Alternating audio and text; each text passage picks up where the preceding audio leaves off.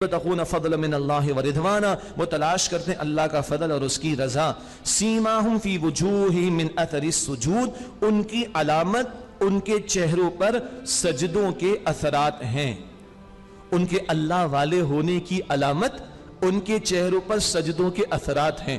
اس سے مراد وہ ماتھے کا نشان نہیں ہے بھائی، ماشاءاللہ بہت سارے ساتھی ہیں برسوں کے نمازی، کوئی نشان نہیں، اور کچھ کا معاملہ جلد کا معاملہ ایسا ہو سکتا ہے کہ چند دنوں میں نشان آ جاتا ہے، یہ نشان مراد نہیں ہے، یہ نشان مراد نہیں۔ پھر کیا مراد ہے؟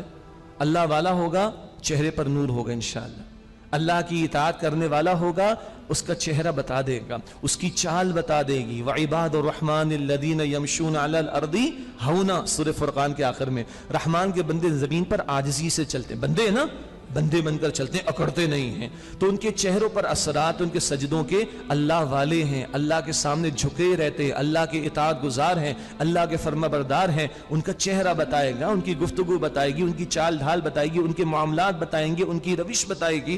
جیسے حدیث میں آیا، مؤمن وہ ہے جسے دیکھ کر اللہ تعالیٰ یاد آ جائے۔ اور جو مکار ہوتا ہے نا بھائی، مکار، چال باز، فراڈی قسم کے لوگ، اندر باطن میں گندگی چہرے پر آ جاتی ہے، گفتگو میں آ جاتی ہے، گیٹ اپ میں نظر آ جاتی ہے۔ اللہ تعالی ہمیں واقعتاً اخلاص پر رکھے، اور اللہ واقعتاً اپنے لیے ہمیں مخلص، اپنے لیے خالص کر لے۔